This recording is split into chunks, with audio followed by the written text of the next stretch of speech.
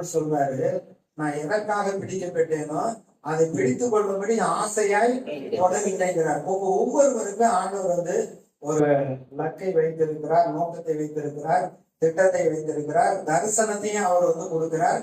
அதை பிடித்துக் கொள்ளும்படி நம்ம ஆசையா முன்னேறி செல்ல வேண்டும். ஆனா இடையில என்ன சோதனை வந்தாலும் அதுக்கு நம்ம இடம் கொடுக்க கூடாது. இயேசுவுக்கு சோதனையெல்லாம் வந்தது, ஆனா அதுக்கு அவர் இடம் கொடுக்கவில்லை. முதலாவது மத்தேயு சுவிசேஷத்துல பாத்தீங்கன்னா, கல்லுங்களை அப்பங்களாக்கும்படி சொல்லும், நீ தேவனுடைய குமாரனே ஆனால். அதாவது ஒவ்வொரு இடத்துலயும் நீ ஆண்டவருடைய பிள்ளை தானே, ஏன் அது நடந்திருக்கலாம்ல அப்படின்னு தான் வந்து பிசாசு கேட்கிறாங்க. ஆண்டவர் அவர் எப்ப செய்வாரோ அதை கண்டிப்பா செய்வாரு. ஆனா நீ சொல்றதுக்காக இப்ப நடக்கணும்னு அவசியம் இல்லை. அதாவது தேவையின் பொழுது பிசாசு கரெக்டா வரான். அவர் 40 நாள் உபவாசம் இருந்து பசியோட நீ தேவனுடைய பிள்ளை சந்தேகத்தை கொண்டு வரணும். இந்த கல்லுகளை அப்பங்களாக்கும்படி சொல்லும். ஒருவேளை ஆண்டவர் சொல்லி ரொம்ப பசிக்குது, நீ ஜெபம் பண்ணி முடிச்சுட்ட, இந்த கல்லெல்லாம் எடுத்து அப்பங்களாக்கி சாப்பிடுன்னு அவர் சொல்லி இருந்தா செய்யலாம். ஆனா பிசாசு சொல்றதை கேட்டு நம்ம செய்ய கூடாது. பிசாசு அப்படிதான் வர்றான். வந்து மனிதர்கள் மூலமா தான் வர்றான். அதை இனம் கண்டு கொள்ள வேண்டும், பகுத்தறிந்து கொள்ள வேண்டும். இதே மத்திய 4:6 வந்து தேவாலயத்தின் உப்பரிக்கையின் மேல நிறுத்திட்டு அங்கிருந்து நீ கீழே புதியும். சங்கீதம் 91 சொல்லி இருக்கிறபடி தேவதூதர்கள் உண்மை தாங்குவார்கள். ஏன் இதை செய்யும், ஏன் கர்த்தர் வாக்கு பண்ணியிருக்காருல, உனக்கு நடக்கும்ல, உனக்கு பேரும் புகழும் உண்டாகும்ல.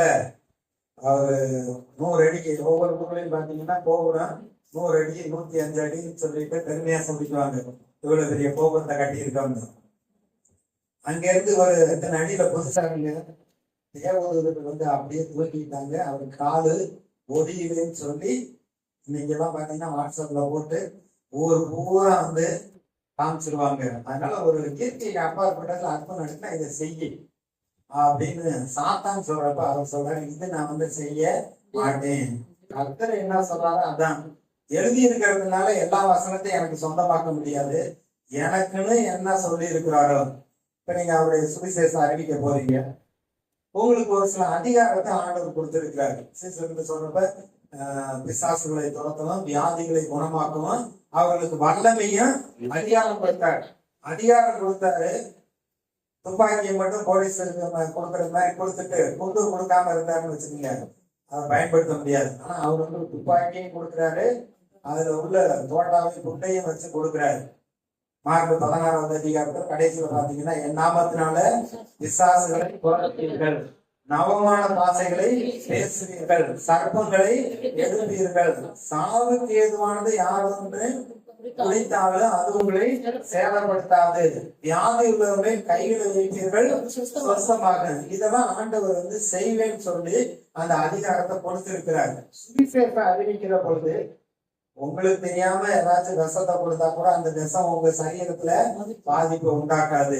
நீங்க விசுவாசத்தோட ஆண்டவரை கையை வைக்க சொன்னீங்க, நான் வைக்கிறேன், சுகமாக்குறது உங்களுடைய வேலை அப்படின்னு நீங்க கையை வச்சா போதும், சுகம் உண்டாகும். அப்ப இதெல்லாம் நமக்கு கொடுக்கப்பட்டிருக்கிற ஒரு அதிகாரம், இதை நம்ம வந்து செய்யலாம். ஆனா அதே இது வந்து சாத்தான் வந்து உனக்கு பேர் புகழ் உண்டாக்கணும்னா இதை செய்யும் அப்படிங்கிறப்ப அவன் சொல்றாங்கிறதுக்காக நம்ம அதை செய்யக்கூடாது. அதுக்கு வந்து மத்திய 4:9 அவன் சொல்றான், இந்த பூமியில இருக்கிற சகல பூமியின் எல்லா மகிமையும் ராஜ்யத்தையும் ஒரு நிமிஷத்துல காமிக்கிறான். காமிச்சுட்டு என்னை தாழ விழுந்து பணிந்து கொண்டா இதை எல்லாத்தையும் தருவேன் அப்படின்னா. அப்ப அவர் சொல்றாரு, தேவனாய கர்த்தர் ஒருவருக்குதான் ஆராதனை செய்யணும், நீ அப்பாலே போ சாத்தானே அப்படின்ட்டு. அப்ப கர்த்தருக்கு தான் நம்ம வந்து முதலிடம் கொடுக்க வேண்டும். நீ சொல்லுவாங்க, இப்படி விழுந்து கும்பிட்டுட்டீங்கன்னா உனக்கு வேலை தரேன், இப்படி விழுந்து கும்பிட்டுட்டீங்கன்னா உனக்கு வந்து அது தரேன் இது தரேன்னு சொன்னா அப்பாவே போய் சாத்தானேன்னு சொல்லணும். நான் உன்னை பணிந்து கொள்ள மாட்டேன், வானத்தையும் பூமியையும் படைத்தவர், எனக்காக சிலுவையை மறித்தவர், அவர் ஏற்கனவே சம்பாதித்து வைத்திருக்கிறார், அவர் கொடுக்கிற ஆசீர்வாதம் எனக்கு போதும் என்று சொல்ல வேண்டும்.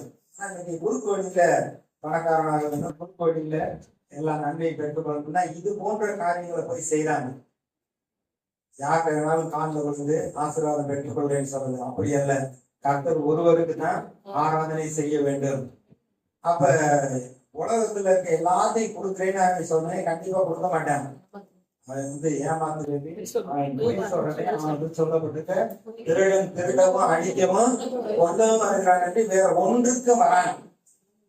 நல்ல நேரம் பார்த்து சோசியம் பார்த்து அதை பண்ணி இதை பண்ணி குறி கேட்டு இதனால நமக்கு நன்மை வரப்போறது இல்லை. ஆனா இன்னைக்கு அநேக மக்கள் அதில் மாட்டிக்கொண்டு இருக்கிறார்கள். கண் திறக்கப்பட்டவன் நாம், ரட்சிக்கப்பட்ட நாம், மீட்கப்பட்ட நாம் அதற்கு இடம் கொடுக்க கூடாது. கர்த்தர் எல்லாருமே செய்ய வல்லவராய் இருக்கிறார். சரி, ஒரு சில காரியங்கள் என்ன அப்படின்னா, நமக்கு தேவன் ஒரு நோக்கத்தையும் தரிசனத்தையும் கொடுக்கிறார். அந்த தரிசனத்தை செய்வதற்கு தேவனே உங்களை பலப்படுத்துகிறார். பிலிப்பியர் 2வது அதிகாரம் ஒரு சில வசனங்களை பார்ப்போம். ஏன்னா வசனம் தான் நம்ம வாழ்க்கைக்கு ரொம்ப அது ஆதாரமாக இருக்கிறது. 13வது வசனம், ஏனெனில் தேவனே தம்முடைய தயவுள்ள சித்தத்தின்படி விருப்பத்தையும் செய்கையும் உங்களில் உண்டாக்குகிறவராய் இருக்கிறார். ஒரு நோக்கம் தரிசனம் இருக்கிறப்ப அதை எப்படி நிறைவேற்ற வேண்டும் என்ற விருப்பத்தையும் கொடுக்கிறாரு, அதை செய்யக்கூடிய சக்தியை கொடுக்கிறார், விருப்பத்தை கொடுக்கிறார், செய்கையும் அவர் உண்டாக்குகிறார். நமக்குள்ள ஒரு பலன், அடுத்து ஒரு உற்சாகம் தெரியாது. ஆனா அந்த இடத்துல போய் பேசி காரியங்களை செய்வதற்கு கர்த்தரே உங்களை வழி நடத்துகிறார். இப்ப சுவிசேஷம் அறிவிக்கிறதுக்கு போறாங்க இல்லைங்க, அவங்கள யாருன்னு தெரியாது, அவங்க எப்படி பழக்க வழக்கங்கிறதெல்லாம் தெரியாது, எதுவுமே தெரிய வேண்டிய அவசியம் இல்லை இல்லைங்க. அவங்கெல்லாம் ரொம்ப முரட்டாட்டம் உள்ளவர்கள், அவங்களாம் நம்ம சொல்றதை கேட்க மாட்டோம், அதெல்லாம் பார்க்க வேண்டியது இல்லை. கடவுள் நம்மளை அனுப்புறாருன்னா எங்க வேணாலும் நம்ம போகலாம். பூமியின் சகல சிருஷ்டிக்கும் சுவிசேஷத்தை அறிவிக்கணும்னு ஆண்டவர் சொல்லியிருக்கிறார். படித்தவர்களோ படிக்காதவர்களோ ஏழையோ பணக்காரர்களோ யாருக்கிட்ட வேணாலும் நம்ம போய் இந்த சுவிசேஷத்தை அறிவிப்பதற்கு ஆண்டவர் கட்டளையிட்டு இருக்கிறார். அவர் கூட வர்றார், பலப்படுத்துறார். அந்த ஞானத்தையும் அவரே கொடுக்கிறார். சீசர்கிட்ட சொல்றாரு, என் நாமத்து நிமித்தம் உங்களே பேசிட்டு போய் ஆலோசனை சங்கத்துல போய் நிறுத்துறப்ப என்ன பேசுவோம்னு சொல்லி கவலைப்படாதீங்க, அந்நேரத்துல ஆவியானவர் வார்த்தைகளை கொடுப்பார். சரியான வார்த்தைகளை பேசுவதற்கு ஆண்டவர் உதவி செய்வார். நோக்கம் இருக்கிறப்ப பாத்தீங்கன்னா நமக்குள்ள ஒரு வேகமும் ஒரு பலனும் நமக்கு கர்த்தரே கொடுக்கிறவரா இருக்கிறார். விருப்பத்தையும் செய்கையும் உண்டாக்குகிறவர். அடுத்து தேவனுக்காக வாழும் போதுதான் நமக்கு வெற்றி உண்டாகிறது. கர்த்தருடைய நாம மகிமைக்காக இது நடக்கட்டும் ஆண்டவரே, கர்த்தருடைய நாம மகிமைக்காக காரியங்கள் நடக்கட்டும்னு சொல்ல வேண்டும். தாவீது கோலியத்தை ஜெயிக்கிற பொழுது அவன் அவனை நம்பி போகல, நீ நிந்தித்த இஸ்ரவேலின் தேவனாகிய கர்த்தருடைய நாமத்தினால வருகிறேன், உன் தலையை வெட்டி உன் தலையை உன்னை விட்டு வாங்கினேன், ஊடகத்தார் எல்லாரும் அறிந்து கொள்வார்கள் கர்த்தர் ஒருத்தர் இருக்கிறாருன்னு அறிந்து கொள்வார்கள். ஏன்னா 40 நாள் கர்த்தரை தான் யோசித்தான். நீ நிந்தித்த இஸ்ரவேலின் தேவனாகிய கர்த்தருடைய நாமத்தினால உனக்கு விரோதமா வருகிறேன் என்று சொல்லுகிறான். அப்போ ஒவ்வொரு காரியத்திலையும் கர்த்தருக்கு மகிமை செலுத்த வேண்டும். அப்படி கர்த்தருடைய நாம மகிமைக்காக நம்ம வாழுகிற பொழுது செய்கிற பொழுது அங்கே நமக்கு வெற்றி உண்டாகிறது. கலாத்தியர் 2வது அதிகாரம். அப்போஸ்தலனாகிய பவுல் தன்னுடைய வாழ்க்கையில அவர் எப்பேற்பட்ட ஒரு மனநிலைமையோடு அவர் செயல்பட்டாருன்னு பார்க்கலாம். 19-20வது வசனம் 2வது அதிகாரத்துல 19-20.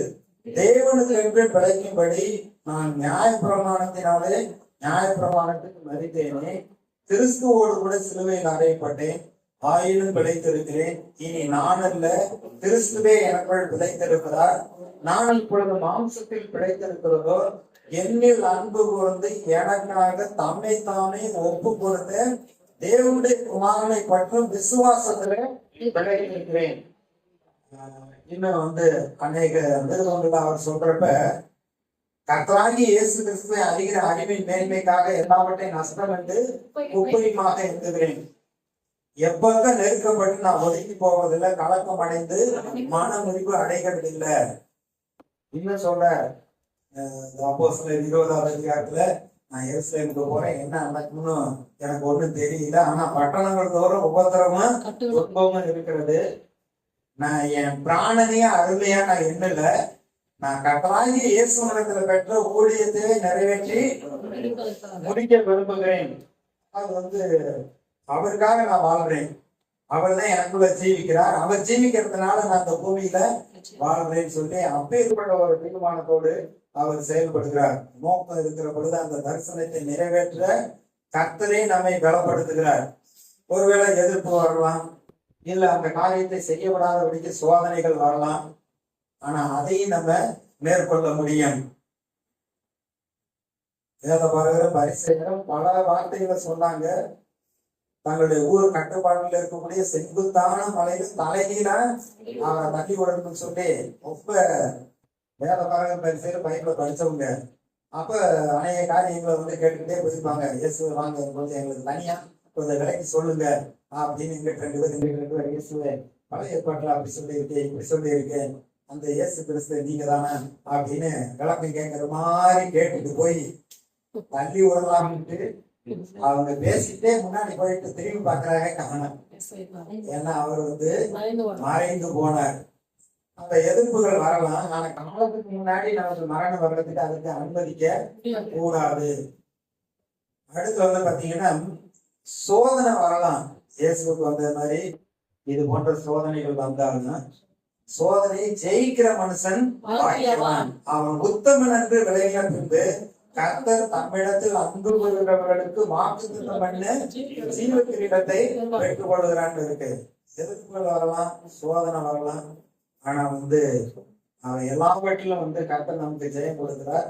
அவன் கடவுள் என்னை அழைச்சிருக்கார், அதை நான் நிறைவேற்றுகிறேன்னு போறப்ப எந்த எதிர்ப்பு எந்த சோதனையும் உங்களுக்கு முன்பாக ஜெயிக்க முடியாது. நீங்க தான் ஜெயிக்கிறவர்களா இருப்பீர்கள். அடுத்து பாத்தீங்கன்னா தேவன் உங்களுக்காக நிகழ்ச்சிகளை ஆயத்தம் செய்து வைத்திருக்கிறார். 100 வருஷம் இருக்கீங்கன்னா இந்த வருஷத்துல இது நடக்கணும், இது நடக்கணும், இது நடக்கணும், இப்படி வரணும் அப்படின்னு ஆண்டவர் ஏற்கனவே திட்டம் போட்டு எல்லாத்தையும் நடத்தி வைத்து விட்டார். அவர் ஆயத்தப்படுத்தி வைத்து விட்டார். எபேசியர் 2:10 தான் சொல்லப்பட்டது, நற்கிரியைகளை செய்வதற்கு கிறிஸ்து இயேசுவுக்குள் சிருஷ்டிக்கப்பட்டு அவை நடக்கும்படி அவர் முன்னதாக ஆயத்தம் பண்ணி இருக்கிறார். இதை நம்ம விசுவாசிதான் ஆகணும். வேதத்தை நன்கு வாசிக்க வேண்டும். என இந்த மாதிரி ஒரு தோல்வியான வாழ்க்கைக்கு அழைத்திருக்கிறார். இல்ல இந்த மாதிரி குறைவுகளை வாழும்படியாக அழைத்திருக்கிறார். இது போன்ற எல்லாரும் கேவலமா பேசுற அளவிற்கு என்னை இப்படி வைத்திருக்கிறார் அப்படியெல்லாம் கிடையாது.